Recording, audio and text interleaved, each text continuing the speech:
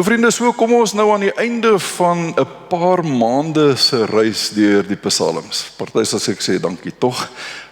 Anders sal sê nee, daar moet nog kom. Ons het net by 'n klompie psalms stil gestaan, maar daar is soveel uit die aard van die saak wat ons nog nie gesê het nie. Herken jy dus jou kar wat so skree? In die heel eerste psalm sal julle onthou dat ek gesê het dat die psalmboek bevat letterlik elke menslike emosie wat daar kan wees. Elke moontlike emosie wat daar in die verlede, wat jy al in die verlede gehad het, wat jy dalk nou beleef, of selfs wat jy in die toekoms nog sal beleef, is iewers al deur 'n psalmdigter, 'n psalmskrywer ervaar en uiteindelik ook verwoord.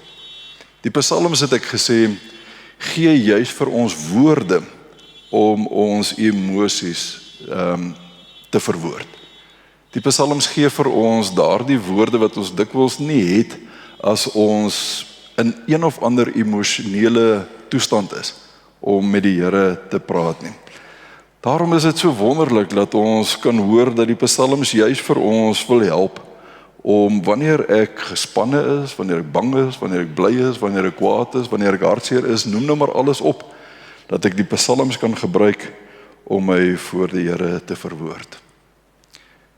Nou die psalmboek as boek, die 150 psalms, is 'n besonderse boek in die Bybel. Dis 'n boek wat jy nie sommer maar net so in die verbygaan moet van kennis neem nie. Dis nie 'n boek wat jy sommer maar net kan sien, hy is daar, maar jy neem nie notisie van hom nie. O nee, dis 'n besonderse boek.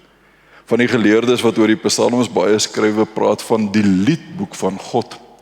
Want in hierdie 150 psalms is liedere, gebede opgeteken deur 'n verskeidenheid van mense, oor 'n verskeidenheid van tyd, uit verskeie situasies. Ons het dit nou al 'n klompie kere in hierdie afgelope paar maande gesien, hoe die psalms van mekaar verskil.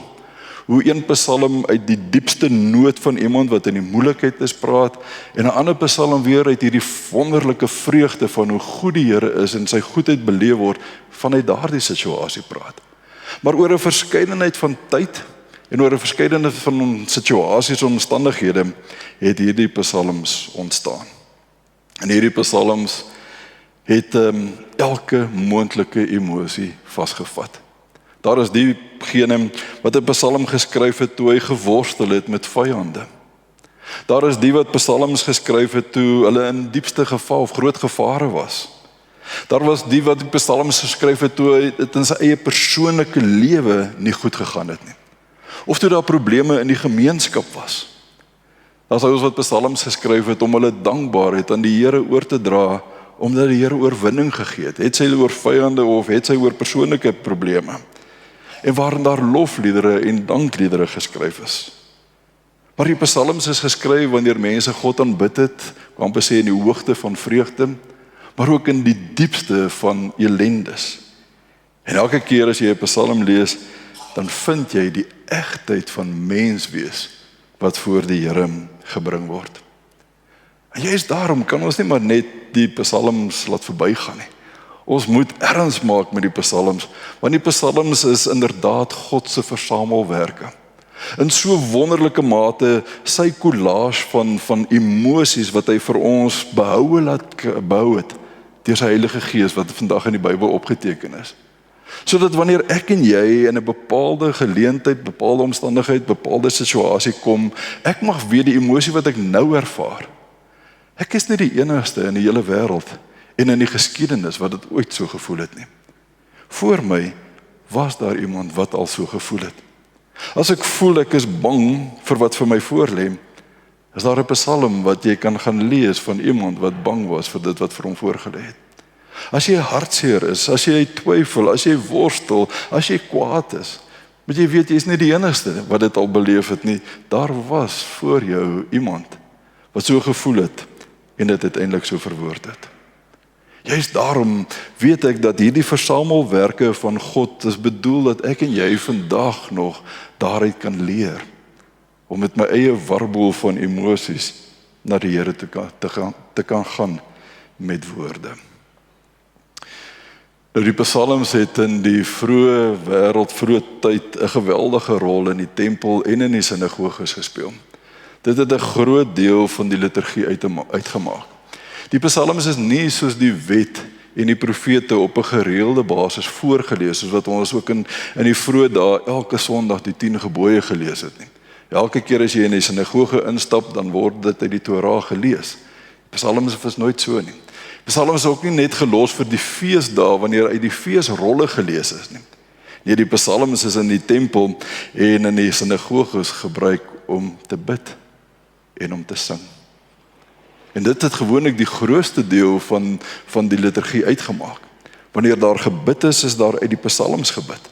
Wanneer daar gesing is daar uit die psalms gesing. So die psalms het 'n wesenlike deel van die liturgie van die vroeë kerk.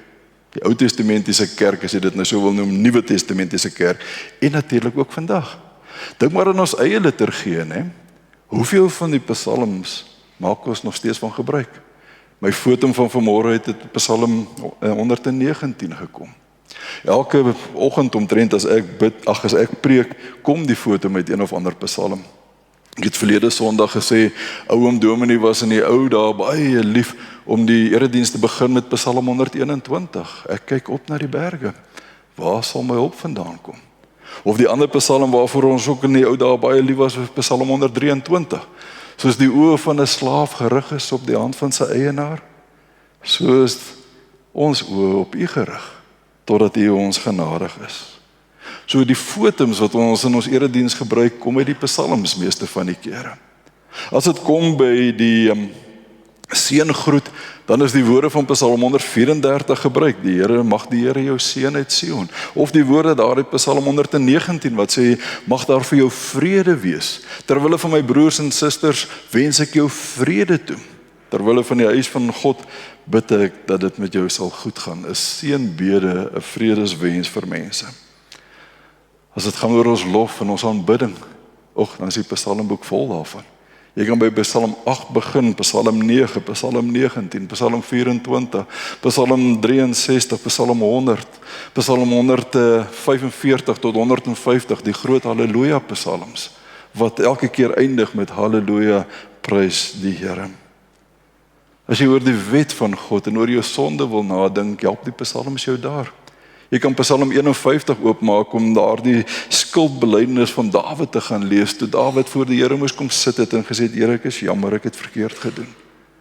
Want dan hoor jy ook uit Psalm 103, dat die Here nooit jou sondes teen jou sal hou vir altyd nie, want ons ken daai bekende teks wat sê, so ver as wat die ooste van die weste verwyder is, so ver verwyder hy ons oortredinge van ons af. So groot as wat die afstand tussen die hemel en die aarde is, so groot is sy liefde vir ons. Psalm 116 bied vir ons wonderlike stof as dit kom by ons dankoffers. Gaan lees gerus weer daai psalm, daar vra die psalmdigter, Here, hoe sal ek ooit U kan vergoed vir al U genade? Hoe sal ek ooit vir U dankie kan sê vir wat U vir my gee? Dan vra hy die vraag, sal my drankoffers vir U genoeg wees? Sal die offers van my land vir U genoeg wees? Gaan lees asseblief weer wat hy daar sê, en dit gee vir ons help vir ons met die gesindheid waarmee ek uiteindelik my dankoffer kan gee.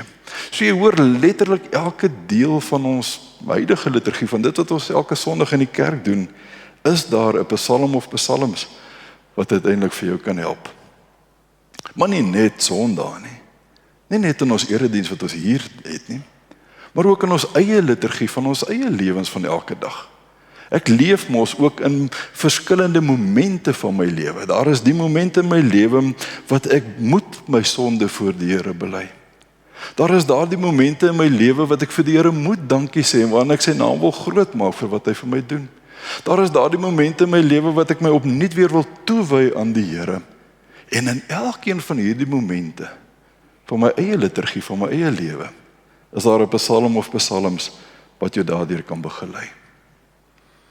Iets wat ek nie in hierdie reeks aangeraak het toe ons met die psalms besig was nie, is die gebruik van die psalms in die Nuwe Testament. Psalms is 'n Ou Testamentiese boek, maar die Nuwe Testament wemel van psalms. Trouwens, daar's meer as 200 aanhalings van die psalms in die Nuwe Testament. En die toespelings van goed wat in die psalms gesê word, wat nou nie letterlike vertaling is nie, maak dit soveel meer. Geen ander boek uit die Ou Testament word soveel gebruik in die Nuwe Testament as juist die psalms nie. En vir ons Here Jesus Christus was die psalms belangrik. Hy self het baie gemaak van die psalms. Trouwens sy lewe is 'n uitbeelding van die psalms. Gaan lees bietjie Lukas 1, waar Maria die lofsang sing, as sy hoor dat sy die Messias as kind gaan baar. Bietjie later as Sagaria sy stem terugkry, dan sing hy 'n loflied, en elke keer hoor jy in hierdie lofliedere van Maria en van Sagaria in die refrein, Psalm 41, Psalm 72, Psalm 89, Psalm 108. Hulle gebruik die psalms om hulle lof aan die Here te bring. As Jesus gedoop word, weer klink Psalm 2. Toe ek het Psalm 2 gepreek het ek het juist gesê, Psalm 2 is juist al klaar die vooruitverkouing van Jesus as die Messias. Jesus se intog in Jerusalem, Psalm 118. Hosanna vir hom wat in die naam van die koning kom. By die laaste ete daardie aand voor hy gekruisig word, hoor ons dat toe die Pasga klaar is, die nagmaal ingestel is, het hy uitgegaan na die Olyfberg toe, en dan staan daar mos hulle die gebruikelike loflied en danklied gesing. Julle weet waar kom dit vandaan? Dis die groot Hallel. Psalm 113 tot Psalm 118 het hulle in daardie tyd gesing. Hulle doen dit daardie aand weer. As Jesus in die kruis hang, wat doen hy? Hy gebruik die psalms. Psalm 22 word een van sy kruiswoorde, my God, waarom het U my verlaat? En as Jesus uiteindelik sterf, sy heel laaste woorde kom uit die psalms. Psalm 31 vers 6. Ek het ook daaroor gepreek en gesê, dis trouwens die gebed wat elke Joodse kind voor hy gaan slaap het, gebid het. Vader, in U hande gee ek my gees oor. En as Jesus opstaan en daardie selfde dag met die 2 Emmausgangers stap, dan hoor ons dat hy hulle oë so 'n bietjie verhinder, dat hulle hom herken, maar dan begin hy, dan sê Lukas 24 vir ons, hy begin by Moses in die wet en die psalms, om te wys hoe alles op hom gedui het. En ons lees in Johannes 19, dat na sy opstanding die sing van die psalms in die sinagoges voortgegaan het. So jy hoor sommer van vroegste dae af, die Ou Testamentiese kerk, die Nuwe Testamentiese kerk, deur die geskiedenis deur, is die psalms as wesenlik beskou in die erediens en in mense se persoonlike lewens.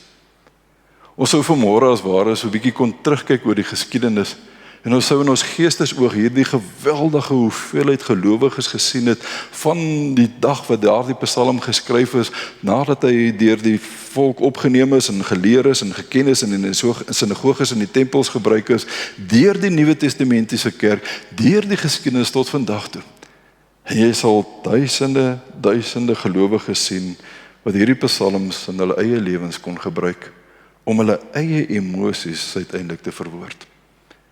Ja, die kerk het nog altyd die taal van die psalms gepraat en sal waarskynlik vir altyd dit doen.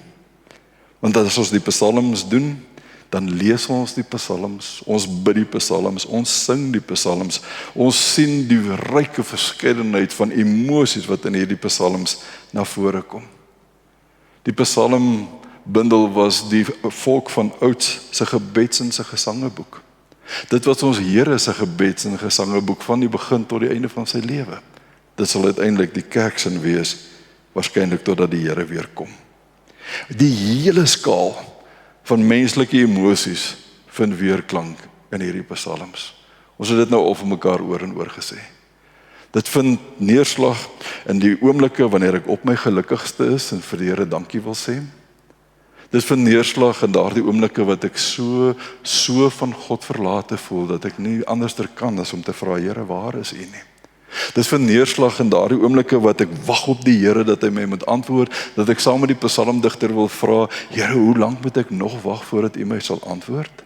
Gaan U vir altyd U oor weghou van my af? Dit vind neerslag in daardie oomblikke wat ek vra, waar is U, Here? As ek twyfel oor die teenwoordigheid van die Here?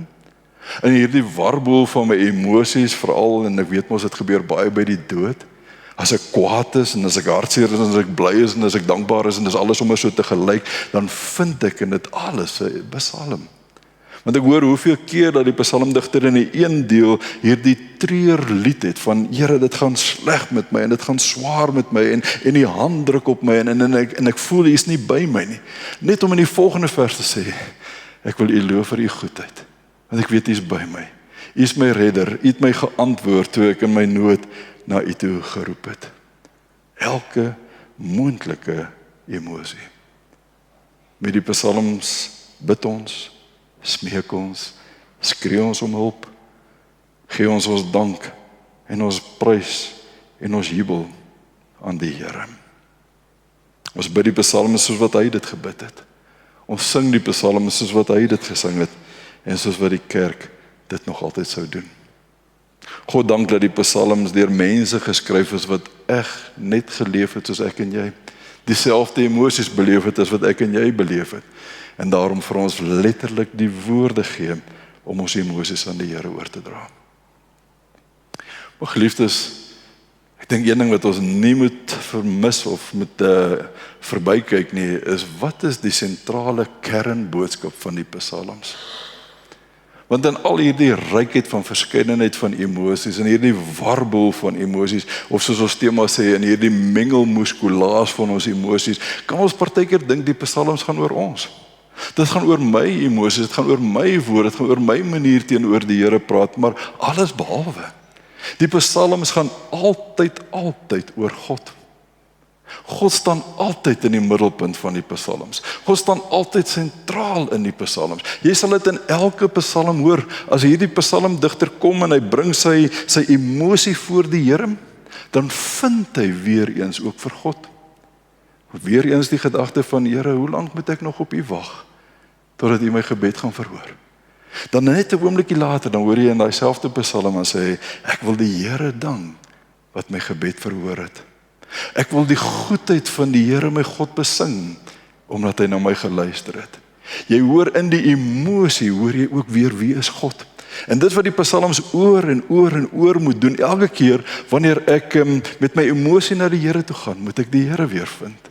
Moet ek sy eienskappe weer hoor en weer beleef. Hy is die groot God, hy is die goeie God, hy is die almagtige God, hy is die een wat luister. Hy is die een wat altyd daar is, hy is ons beskermer, hy is ons hulp, noem nou maar op wat ons alles in hierdie afgelope tyd oor God ook geleer het in ons psalms. Psalm 139 was seker die hoogtepunt vir my, ek het dit daai oggend ook gesê toe ek het gepreek het, seker een van die mooiste psalms. En hierdie psalm sê mos op 'n stadium, Here, voordat daar nog enige gedagte by my gekom het U al daarvan geweet. Voordat daar enige woord op my mond of op my tong gekom het U al daarvan geweet. En dan begin hy die grootheid van God besing en hy sê, Here, U het my kunstig in mekaar geweef in die skoot van my moeder. Niks van my was verborge vir U. U het alles gesien nog voordat ek gebore is. Ja, ook dit wat hier in my kop gebeur. Ook dit wat hier in my hart gebeur. Daardie emosies wat niemand anderster kan sien nie, hy weet daarvan, hy ken dit, hy is bewus daarvan, want hy het ons so gemaak. Daarom kom my emosies, as dit 'n mengelmoes van emosies is, as dit deurmekaar emosies is, as dit 'n warboel van emosies is, kom dit nie as 'n verrassing vir hom nie. Hy ken my deur en deur, soos Psalm 139 sê. Juist daarom kan ek nie anders dan Here, as ek net dink aan hierdie gedagtes, dis te groot vir my begrip. Ek wil U maar net loof en prys, dat U my op so wonderbaarlike wyse geskape het. Daarom wil ek jou vanmôre opnuut weer uitnooi, dat jy die psalms sal gaan leer, dat jy die psalms sal sing, en dat jy die psalms sal bid, en dat jy die psalms sal leef. Dat jy op so 'n punt sal kom, dat jy sal presies weet, wat se psalm verwoord nou my emosies. Dat jy die psalm so goed sal ken, dat as ek kwaad is, ek maar kan blaai na Psalm 73 toe. As ek hartseer is, ek kan blaai na hierdie psalm toe. As ek in 'n wroging is, dat ek kan blaai na Psalm 42 en 43. As ek opgewonde en dankbaar is, ek kan blaai na Psalm 100. En noem nou maar op al die psalms wat met verskillende emosies te doen het. Maar dat jy die psalm so sal ken, dat jy eenvoudig elke keer kan teruggaan na 'n psalm of psalms, om vir jou die woorde te gee, om ook hierdie psalms, of hierdie woorde met die Here te deel, hierdie emosie met hom te deel. Ja, dat jy jou woorde letterlik sal opneem. Soos ons nou al 'n paar keer vir mekaar gesê, daar voor in die portaal is daai groot wit bladsye, en dat jy jou eie psalm gaan skryf. Dat jy jou eie emosies in 'n psalm verwoord, wat ons uiteindelik na die vakansie dan as 'n boek sal bind. Mag die psalms elke keer jou psalm word.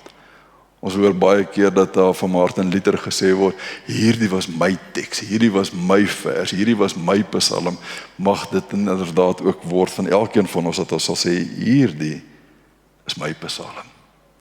Hierdie is my psalm. My psalm vir vanmôre, waarmee ek graag wil eindig, is Psalm 47. As jy hom nog oop het, lees hom saam met my, anders luister net na hom. Psalm 47 se opskrif is vir die koorleier van die Koragiete. So dis 'n groep wat hom geskryf het, en hy is bedoel om as lied gesing te word. Dis hoekom hy vir die koorleier geskryf is, 'n psalm. Ons het 'n liedjie wat ons uit hierdie psalm gaan haal het, soos ons baie liedjies uit die psalms gehad het. Al julle volke, klap julle hande. Ken mos daai liedjie, né? Ons sing hom so, ons dink is 'n kinderliedjie, maar hy is bedoel om in die sinagoges en in die tempel te gesing te word. Al julle volke, klap julle hande, juig tot eer van God met 'n jubelende stem. Hoekom? Hoekom moet dit gebeur? Hoor wat sê vers 3. Want aan die Here, die Allerhoogste, kom die eerbied toe. Hy is die groot koning oor die hele aarde. Vers 6. God gaan na sy tempel op onder 'n gejubel. Die Here gaan op terwyl die ramshorings blaas. En hoor nou vers 7. Prys God, prys hom met psalms. Prys ons koning, prys hom met psalms. God is koning oor die hele aarde, sing vir hom 'n lied. God is koning oor die nasies. God is op sy heilige troon. Prys God, prys hom met psalms. Amen.